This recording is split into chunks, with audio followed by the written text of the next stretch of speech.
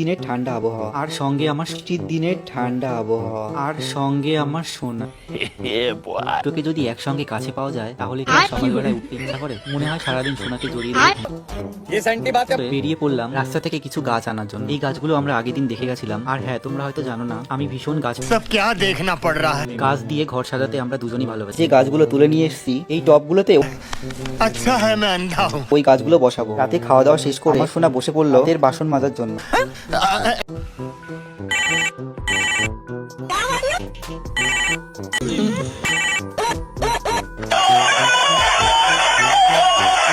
₹100 देगा।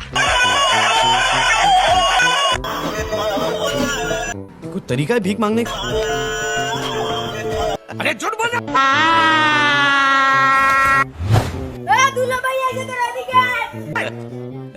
তিন বউ নিতে এসে একদিনও বউ নিতে পারি না। আজকে অগো একদিন কি আমাকে একদিন। झूठ बोल रहा है।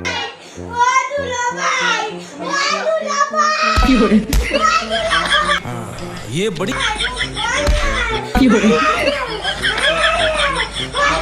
अच्छी बात कही है।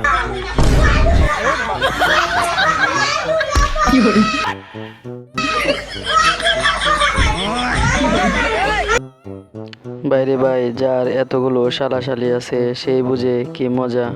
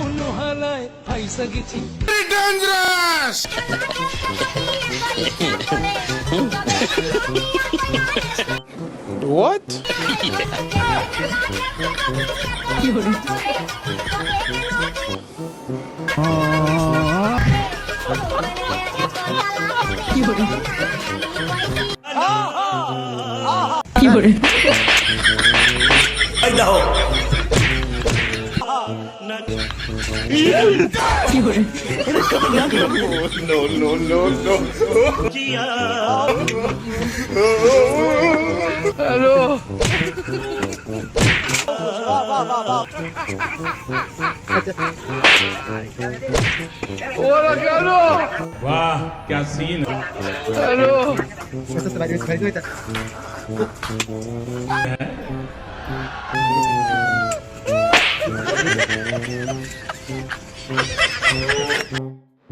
নাপিত দেখছি কিন্তু নাপতামি দেখি নাই, এই পদ নাপতামি দেখলাম।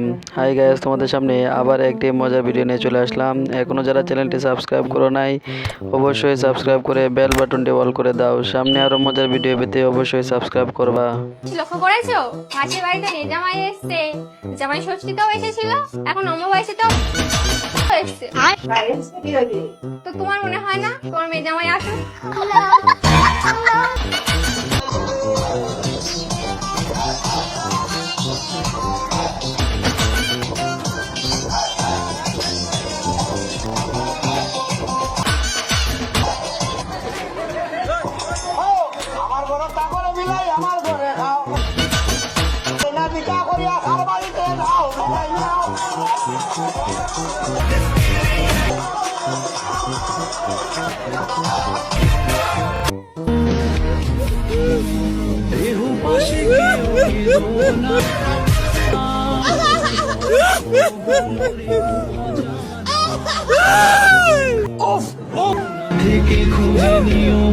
আর কান্দিস না, আর বাইক বন্ধে। ঘাটে ওই ইসলাম আস্তে আস্তে মরে গেছে।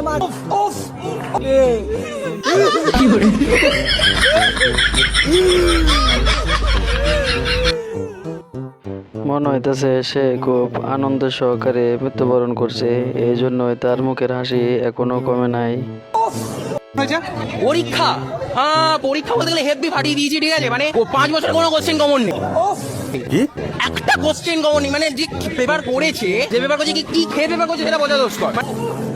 মানে সে বলছে না যে 5 বছরের কোনো কোশ্চেন কমন দেবো না। লাস্ট পরীক্ষা বায়োলজি পেপার ছিল, লাস্ট পরীক্ষা সায়েন্সের স্টুডেন্টরা একদম ভালো করে বাসটা দেবো, কিন্তু যে পেপার করছে সেটা বুঝতে পারেনি যে বাস দিতে পারবে না, কারণ আমরা অলরেডি বাস নিয়ে বসে আছি 5 দিন ধরে।